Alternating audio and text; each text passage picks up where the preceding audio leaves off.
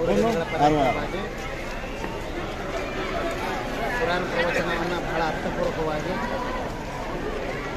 ಸರ್ವಧರ್ಮರ ವಿಚಾರಗಳನ್ನು ಕುರಾನ್ ಪ್ರವಚನವನ್ನು ಬಹಳ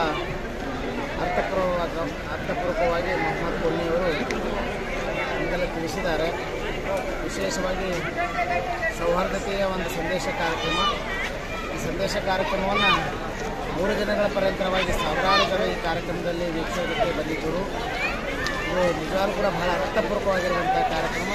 ಈ ಕಾರ್ಯಕ್ರಮ ಮುಂದಿನ ದಿನಗಳಲ್ಲಿ ಬಹಳ ಇನ್ನೂ ಎತ್ತರ ಮಟ್ಟಿಗೆ ಬೆಳೀಬೇಕು ಅಂತಕ್ಕಂಥ ಭಾವ.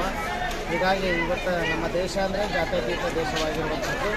ಆ ನಿಮಿತ್ತವಾಗಿ ಮತ್ತು ಬಸವ ಕಲ್ಯಾಣದ ಜಮಾತೆ ಇಸ್ಲಾಮಿ ಹಿಂದೆ ಒಂದು ಅದ್ಭುತವಾಗಿರುವಂಥ ಪುರಾಣ ಪ್ರವಚನವನ್ನು ಮಾಡ್ತಾ ಬರ್ತಾ ಇದೆ. ಈ ವರ್ಷ ಭಾಳ ಅರ್ಥಪೂರ್ವಕವಾಗಿ ಕಾರ್ಯಕ್ರಮ ಜರುಗಿದೆ ಅಂತಕ್ಕಂಥ ಸಂತೋಷದಾಯಕವಾಗಿರುವಂಥ ವಿಷಯವನ್ನು ನಾನು ಹೇಳಕ್ಕೆ ಇಷ್ಟಪಡ್ತೇನೆ. ಈ ಒಂದು ಸಮಿತಿಯ ಸದಸ್ಯರಾಗಿ ವಿಶೇಷವಾಗಿ ನಮ್ಮ ಸ್ವಾಗತ ಸಮಿತಿ ಬಹಳ ಅರ್ಥಪೂರ್ವಕವಾಗಿ ಆಯೋಜನೆ ಮಾಡಿದೆ. ಈ ಜನ ಕೇವಲ ಮುಸ್ಲಿಂ ಬಾಂಧವರಷ್ಟೇ ಅಲ್ಲ, ಹಿಂದೂ ಮುಸ್ಲಿಂ ಎಲ್ಲ ಸಿಖ್ ಇಸಾಯಿ ಎಲ್ಲ ಜನವನ್ನು ಈ ಪ್ರವಚನದಲ್ಲಿ ಭಾಗಿಯಾಗಿದ್ದಾರೆ.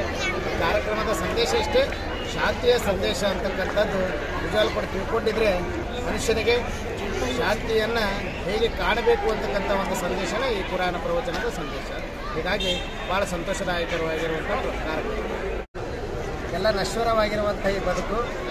ಹೀಗಾಗಿ ಈ ನಶ್ವರವಾಗಿರುವಂಥ ಬದುಕಿನಲ್ಲಿ ನಾವು ಏನು ಮಾಡಬೇಕು, ಏನನ್ನು ಗಳಿಸ್ಕೊಂಡು ಹೋಗಬೇಕು ಅಂತಕ್ಕಂಥ ಭಾವ ಇವತ್ತು ನಿಜವಾಗ್ಲೂ ಕೂಡ ಯಶಸ್ವಿನ ಬದುಕಿನ ಸೂತ್ರಗಳನ್ನು ಮೊಹಮ್ಮದ್ ಕುನ್ನಿಯವರು ತಿಳಿಸಿದ್ದಾರೆ. ಹೀಗಾಗಿ ಬದುಕಿನಲ್ಲಿ ಎಲ್ಲವೂ ಕೂಡ ನಶ್ವರ ಇದೆ.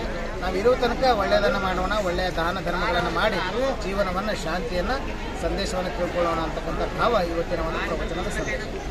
ಸ್ಟಾರ್ಟಿಂಗ್ ಆಯಿತು ಈ ದುನಿಯಾ ಕಿಸ್ಕಿ ವಿಚಾರ ಎಲ್ಲ ಪರಮಾತ್ಮನ ಕೃಪೆ.